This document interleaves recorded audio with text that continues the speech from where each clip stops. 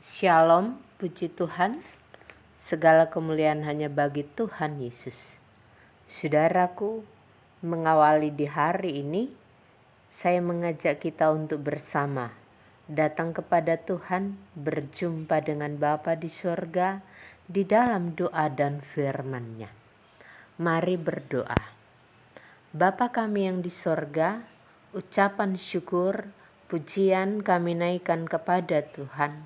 Karena kasih setiamu, pemeliharaanmu, pertolonganmu, berkat-berkatmu, selalu Tuhan perintahkan hadir dalam kehidupan kami. Saat ini kami semua dalam pimpinan dan kasih Tuhan. Hari ini kami melandasi kehidupan dengan firman Tuhan. Urapilah kami dengan kuasa Roh Kudus, sehingga kami dimampukan untuk menyingkapkan kebenaran firman Tuhan dan dimampukan untuk melakukan kebenaran ini di dalam kehidupan kami. Terima kasih Bapa, kami menyambut firman Tuhan di dalam nama Tuhan Yesus. Amin. Bacaan Alkitab Mazmur 37 ayat 1 dan 2. Jangan marah karena orang berbuat jahat. Jangan iri hati kepada orang yang berbuat curang, sebab mereka segera lisut seperti rumput dan layu seperti tumbuh-tumbuhan hijau. Demikian firman Tuhan. Yang disebut berbahagia mereka yang mendengar firman Tuhan dan yang melakukannya. Saudara yang dikasihi Tuhan, saudaraku, setiap umat Tuhan pasti punya pengalaman yang sangat berharga dalam pengiringannya kepada Tuhan. Ada pengalaman yang menyenangkan, tetapi ada juga yang tidak. Terlebih lagi bagi kita umat Tuhan yang hidup di zaman ini.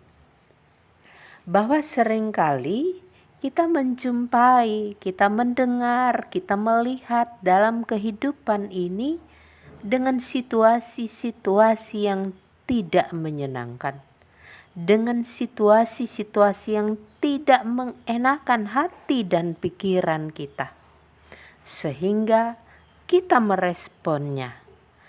Tapi tanpa disadari, respon yang kita berikan itu justru membawa pada hal-hal yang tidak benar atau membawa kita pada hal-hal yang keliru. Saudaraku, Raja Daud memberikan nasihat kepada umat Tuhan, jangan marah, jangan iri hati. Jangan marah karena orang yang berbuat jahat, dan jangan iri hati kepada orang yang berbuat curang. Kenapa Raja Daud menasihati untuk tidak boleh marah, tidak boleh iri hati? Saudaraku, pada ayat 2, sebab mereka yang berbuat jahat, mereka yang berbuat curang, itu segera lisut seperti rumput dan layu seperti tumbuh-tumbuhan hijau. Apakah maksudnya? Karena kejahatan dan kecurangan mereka bisa saja membuat mereka sukses, membuat mereka senang dan bahagia. Tetapi hal-hal yang jahat, hal-hal yang curang itu tidak bertahan lama. Cepat atau lambat kecurangannya, kejahatannya akan terungkap, membuat mereka harus mempertanggungjawabkannya. Pada ayat 9 dikatakan bahwa orang-orang jahat itu akan dilenyapkan, tetapi orang yang menantikan Tuhan akan mewarisi negeri. Saudara yang dikasihi Tuhan, hal yang lain, kenapa tidak boleh marah? Kenapa tidak boleh iri hati terhadap mereka yang berbuat jahat dan curang? Karena ayat 8 dan ayat 9 menjelaskan Berhentilah marah, tinggalkanlah panas hati itu. Jangan marah, itu hanya membawa orang pada kejahatan. Dan memang pengalaman dalam kehidupan kita, akhir dari kehidupan orang yang berbuat jahat, orang yang selalu berbuat curang, hidupnya dalam penderitaan. Saudaraku, firman Tuhan ini mengajak kita, hiduplah di jalan Tuhan. Mazmur 37 ayat 3. Percayalah kepada Tuhan dan lakukanlah yang baik, diamlah di negeri dan berlakulah setia. Tuhan Yesus memberkati. Amin. Saudara, mengakhiri persekutuan kita, mari berdoa.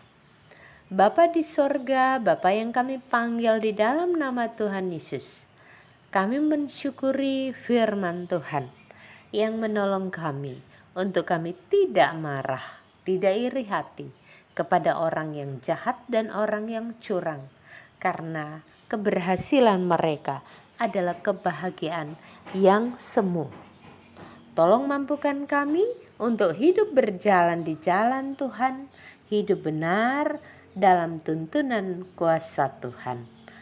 Bapa, kami sebagai siswa, sebagai mahasiswa, sebagai orang muda dalam menjalani hidup ini, tetap memohon pertolongan Tuhan. Pendidikan kami berhasil, cita-cita yang sedang kami kerjakan mendapat berkat, meraih keberhasilan karena Tuhan.